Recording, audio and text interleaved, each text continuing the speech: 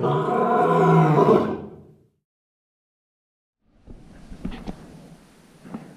I can't remember when it was. I'm looking for the book. I think one of the early books, oh, here it is. One of the early books I read was The Prince by Niccolo Machiavelli. It's a quick read. It's an interesting read. There's a lot of good things in it. You can take from it. I think it was banned in a lot of countries. I think guys like Hitler, I think some pretty bad guys used it for the wrong reasons, but you can use it for the right reasons. And so it looks at leadership. It looks at I haven't read it in a long time, but I know it did teach a lot about leadership and how to be an effective leader and how to do the things that other people may not want to do, but what's best. And then that taught me a lot about leadership. A lot of stuff has taught me a lot about leadership, and owning a dog has taught me a lot about leadership. And there, hey buddy, there's the dog. So with Teddy is he's a Dogo Argentino. And if you know anything about the breed, they're bred to hunt boar and cougar in Argentina. So they are trained to be aggressive. They're bred, I shouldn't say trained, they're bred to be aggressive towards animals, not dogs.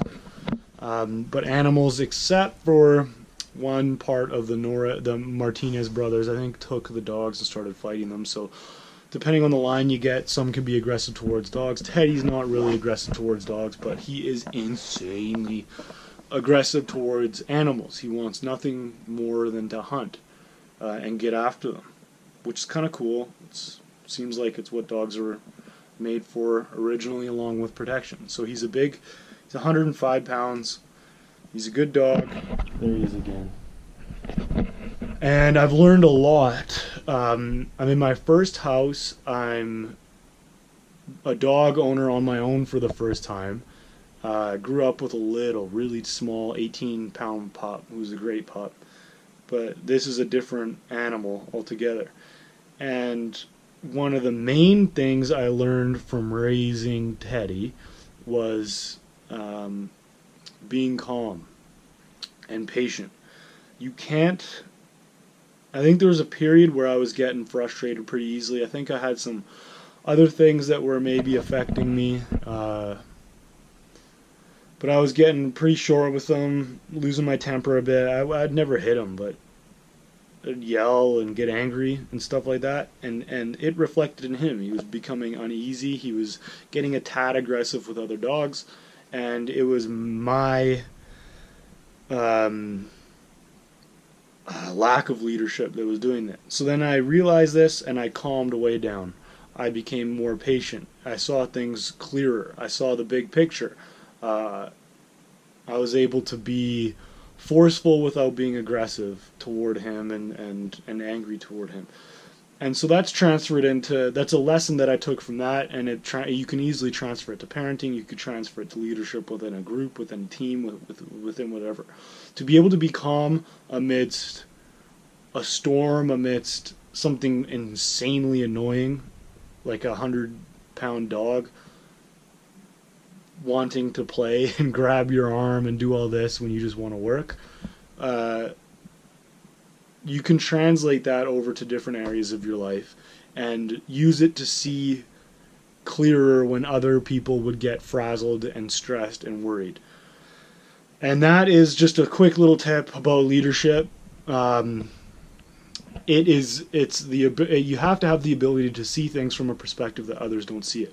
You have to be able to step back, to detach, and to see a problem or an issue as it is, not as emotions would have it be.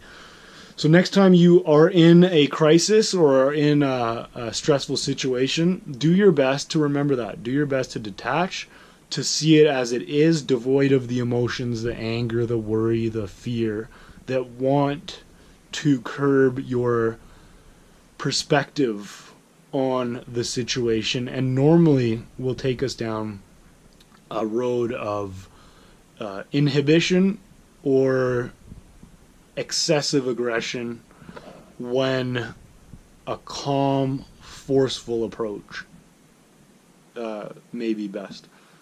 Little tidbit with that. And with that, that takes discipline. And so discipline is a more nuanced thing than simply do this, do that. It's understanding what to do, when to do it, and how to do it, and how to think about it. Discipline can be choosing to see the opportunity where others see the negative, like in Man's Search for Meaning, a book I talk about a lot, where Viktor Frankl chose to find the meaning in his suffering when others just focused on the suffering. That's discipline.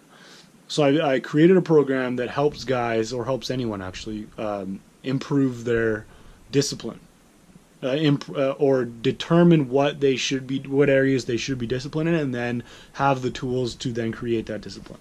I put it down below for a massive discount for the YouTube guys. Click that link, check it out.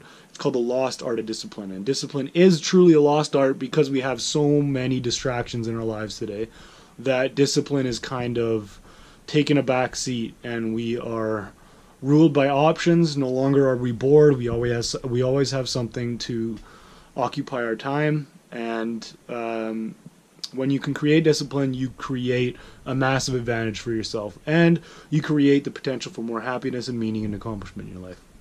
So click that link. There's one more. Get tidy. There you go, buddy. Have a good one. I'll talk to you soon.